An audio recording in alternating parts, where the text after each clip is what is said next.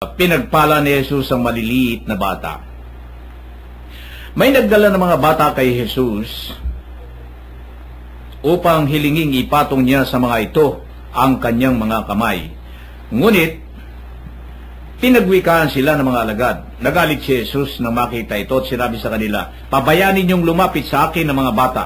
Huwag ninyo silang sawayin, sapagkat sa mga katulad nila, naghahari ang Diyos. Ito ang tanda ninyo. Ang sino mang hindi tumanggap sa paghahari ng Diyos tulad ng isang maliit na bata, ay hindi mapapabilang sa mga pinaghaharian niya." At kinalong ni Jesus sa mga bata, ipinatong ang kanyang mga kamay sa kanila at pinagpala.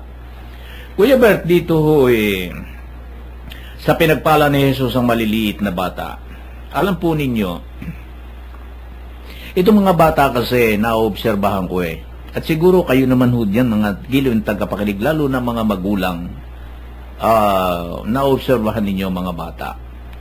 Ang mga bata kasi, kung mayroon kang kinakain, lalo na yung mga 2 taong gulang, pag nabigyan mo kahit kokonte, hindi nagre-reklamo, upa ka na kagad yung binigay niya. Totoo yun. Hindi ho ba? Yung mga bata, minsan mamaya-maya, kung sila yung magkakalaro, nagdudunggilan. Nagkakalmutan, pero mamaya-maya magkasama na naman sila. Meron namang mga bata na pinalo mo na, mamaya-maya nakatawa pa rin sa iyo at lalapit pa rin sa iyo.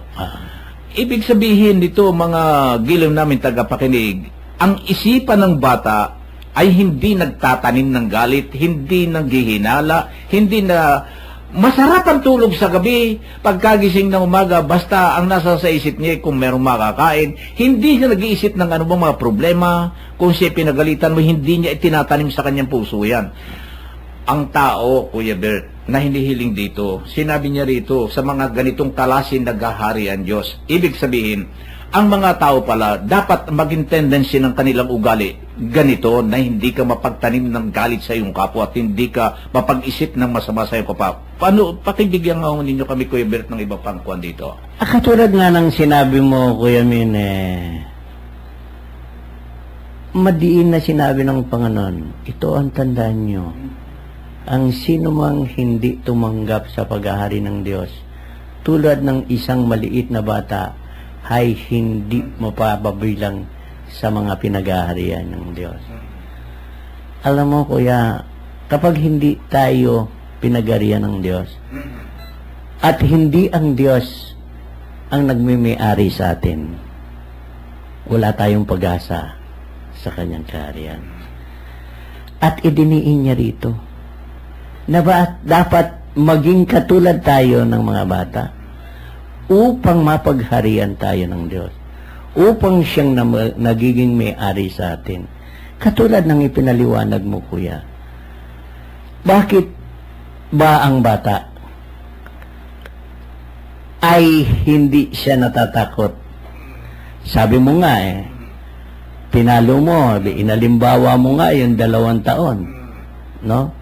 Pag binigyan mo siya totoo yun hindi siya nagre-reklamo kakainin niya. Pero, kapag naubos niya, hihingi siya uli sa'yo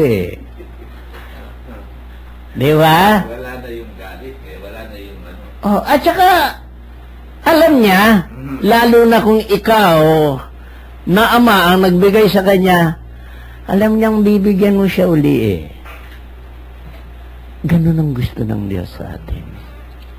Kung ano ang ibinigay sa atin, dapat wala tayong reklamo. Huwag nating sabihin, bakit ito lang ang binigay ng Diyos sa akin, sa aking hinihingi? Humingi tayo uli.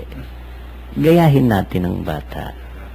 Masiyahan tayo sa ibinibigay ng Diyos sa atin.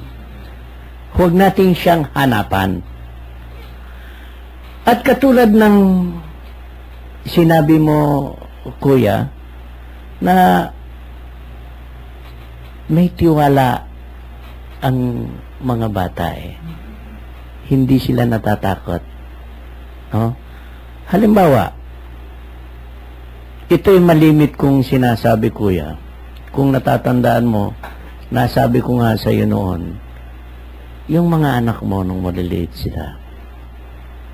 Pagkasama mo sila, hindi sila natatakot magutom. Sapagkat kasama ka nila eh. Wala silang inaalala sa kanilang buhay na magutom. Dahil alam nila kapag sila'y nagutom at humingi sa'yo, bibigyan at bibigyan mo sila. Ito ang gusto sa atin ng Panginoon. Na huwag tayong matakot dahil meron tayong amang nasa langit na handang magbigay sa atin. Hindi tayo dapat matakot kung anuman ang sasapitin natin sa araw ng bukas. Dahil kapag humingi tayo, bibigyan at bibigyan niya tayo ng sigurado. Wala lang tayong pananalig sa Kanya. Karamihan sa atin, natatakot sa Kanyang kinabukasan. Natatakot sa mga darating pang mga araw. Ito ang karamihan, lalo pag malaki na sila. Kuya, hindi nag-ahari ang Diyos sa atin kapag ganito ang ating iniisip. Tayong mismo ang nag-ahari sa ating sarili. Para bagang tayo ang magbibigay ng anumang bagay na ikasisiya ng ating katawan. Hindi pwede yun. Dapat kung anuman ang nasa atin, hingin natin sa Diyos. Patnubayan niya tayo sa ating buhay. Hingin natin sa Kanya kung anuman ang gusto natin. At katulad ng bata, may tiwala siya sa Kanyang Ama. Magtiwala tayo sa Diyos na kung kikilalanin lamang natin, kung pananaligan lamang natin, at kung may pananampalataya lamang tayo sa Kanya, hindi tayo magkukulang ng anumang bagay dito sa ating buhay sa mundong ito.